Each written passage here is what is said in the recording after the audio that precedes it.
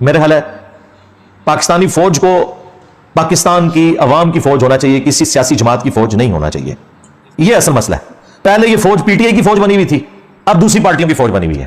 یہ کام نہیں ہونا چاہیے. ساری پارٹیوں کے لیے برابر والا معاملہ ہونا چاہیے. ہم تو اس پلیٹ فارم سے کوئی بندے بھرتی نہیں کریں گے, ہم کوئی پروٹیسٹ نہیں کریں گے, کوئی روڈ بلاک نہیں کریں گے, لیکن اپنی زبان کے ذریعے حق بات ضرور کرتے رہیں گے تاکہ اپنے بڑوں کو یہ چیز ریئلائز کرواتے رہیں کہ یار تم نے مرنا ہے, کسی کے ساتھ ظلم نہیں ہونا چاہیے. خیر اس آرمی چیف کی تو ابھی تک اس حوالے سے کوئی اس طرح کی سٹیٹمنٹ نہیں آئی ہے. مجھے تو یعنی میں نے اس وقت بھی جب پی ٹی آئی والے اور پیپلز پارٹی والے کہہ رہے تھے الیکشن کوئی نہیں ہوں گے, میں نے کہا تھا انشاءاللہ فروری تک الیکشن ہو جائیں گے. کیوں؟ اس وقت ملک جس سچویشن میں ہے نا, فوج اس کا گند اپنے کندھوں پہ اٹھانے کے لیے تیار نہیں ہے. ان کی ہمیشہ خواہش یہی ہوتی ہے کہ کوئی پولیٹیشین ہی کالخ اپنے منہ کے اوپر ملے, ہمیں کوئی گالی نہ نکالے. تو ظاہر ہے یہ اکانومی ظاہر ہے وہ سنبھال بھی نہیں سکتے. جب سنبھال نہیں سکتے تو سامنے کوئی پولیٹیشین بھی چاہیے جو آ کے اسے سنبھالے, اور اگر خدا نہ خواستہ نہ سنبھلے تو اس گناہ کا وبال بھی اس کے اوپر جائے, تو وہ ووٹ کر نہیں سکتے.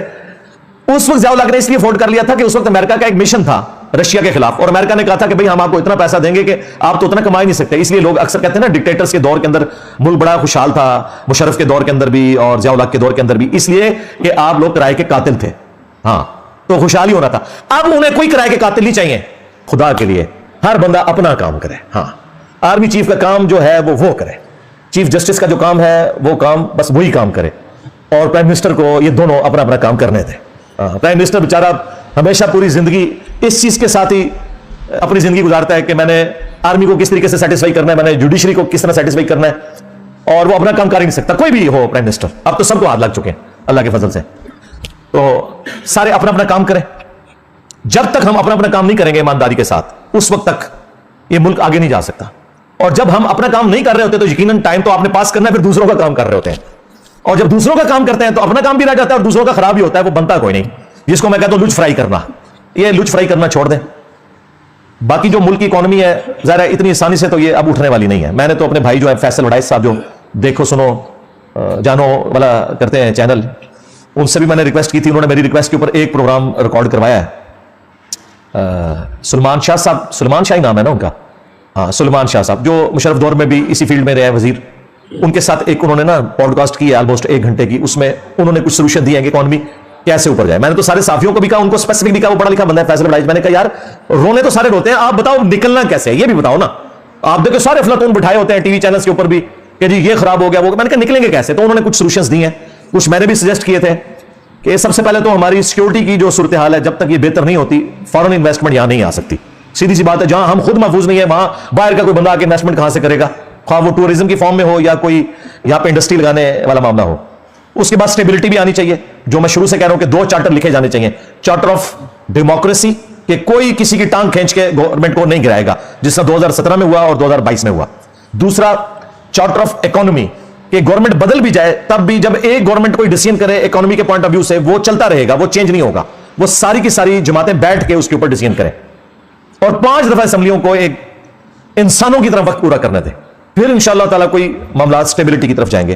اس کے بعد جو امیر لوگ ہیں ان سے ٹیکس لیا جائے. غریب تو بیچارہ صابن کی ٹکیا کے اوپر بھی دے رہا ہے ٹیکس, پیٹرول کے اوپر بھی 1 لیٹر موٹر بائک میں ڈلواتا ہے نا تو بیچارہ وہ آلموسٹ تیسرا حصہ اور بعض اوقات آدھا حصہ ٹیکسز میں دے رہا ہوتا ہے. اور جو مہنگی گاڑیوں والے ہیں وہ بھی اتنا ہی ٹیکس دے رہے ہوتے ہیں. اور کاروباری طبقہ تو آپ کو پتا ہے وہ تو ٹیکس چوری کر رہا ہوتا ہے. سیدھی سی بات ہے, آپ کی کتنی اسٹیل ملز اور باقی ان لوگوں کے بجلی کے بل دیکھیں آپ تو آپ حیران ہو جائیں گے.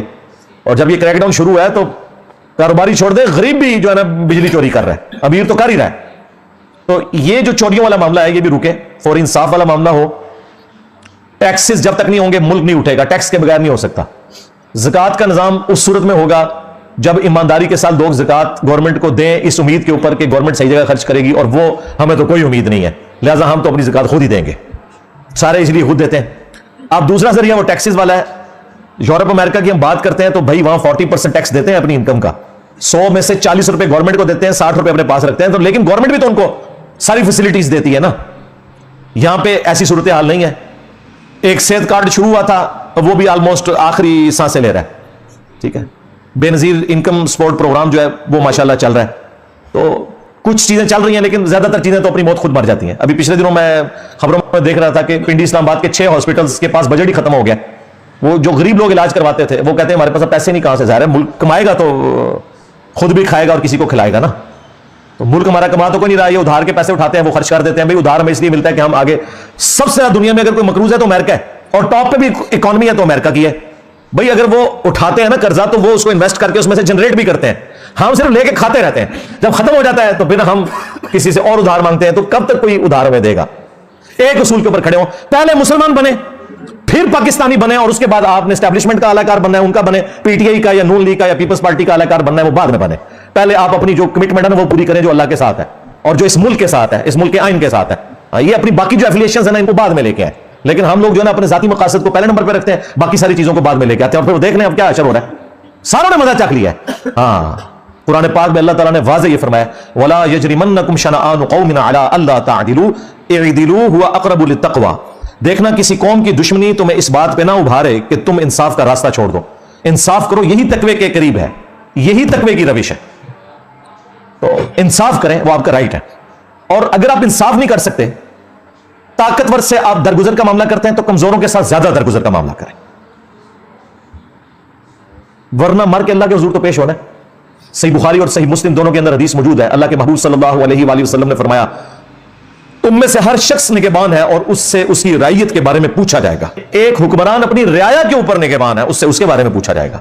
ایک خاوند اپنی بیوی اور بچوں کے اوپر نگہبان ہے, اس سے اس کے بارے میں پوچھا جائے گا. ایک بیوی اپنے خاوند کے مال اور اولاد کے اوپر نگہبان ہے, اس سے اس کے بارے میں پوچھا جائے گا. اور حکمرانوں کے بارے میں تو اتنی اسٹانشنگ حدیث ہے بخاری اور مسلم دونوں میں.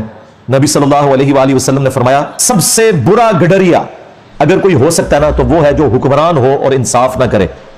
ایسا شخص جنت کی خوشبو بھی نہیں پائے گا جو حکمران تھا اور اس نے انصاف نہیں کیا. جنت میں جانا تو دور کی بات, خوشبو بھی نہیں پائے گا. اچھا یہاں پہ لوگوں کو شوق بڑا ہے شیروانی پہننے کا, ہاں جی, اسی طریقے سے وہ گونے پہننے کا جو ججوں نے پہنی ہوتی ہیں, اس طریقے سے یہ فوجیوں کے بیج لگوانے کا, لیکن پتہ نہیں کہ اس کے ساتھ ہمیشہ کی ناکامیاں یا کامیابیاں جڑی ہوئی ہیں. اگر انصاف کیا تو وہ بخاری مسلم میں حدیث ہے, 7 لوگوں کو اللہ کے عرش کا سایہ نصیب ہوگا قیامت کے دن. پہلا شخص وہ ہے جو عادل حکمران ہوگا, عدل کرنے والا. یہ جج جو ہے نا دنیا میں, یہ اللہ کی کرسی پہ بیٹھے ہوئے ہیں, اگر انصاف کریں گے سب سے پہلے یہ لوگ جنت میں جانے والے ہیں. اور اگر یہ ناانصافی کریں گے تو ان کو اللہ کے عذاب سے بچانے والا کوئی نہیں ہے. یعنی جو بھی ڈومیننٹ پوسٹ ہے, خواہ وہ جج ہوں, جرنیل ہوں, پرائم منسٹر ہوں, سب سے بڑھ کر تو پرائم منسٹر چونکہ وہ عوامی نمائندہ ہے, وہ سب سے پہلے اکاؤنٹیبل ہے. اسی لیے تو دیکھیں سیدنا عمر نے خالد ابن ولید کو آرمی چیف کے عہدے سے اتار دیا تھا, کیونکہ وہ بعض اوقات امیر المومنین کی انسٹرکشنز کا انتظار کیے بغیر اگلی ایکٹیویٹی پرفارم کرتے تھے. حضرت عمر نے کہا کہ نہیں, جو بھی تم ایکٹیویٹی پرفارم کرتے ہو الٹیمیٹلی میں اللہ کے حضور پکڑا جاؤں گا.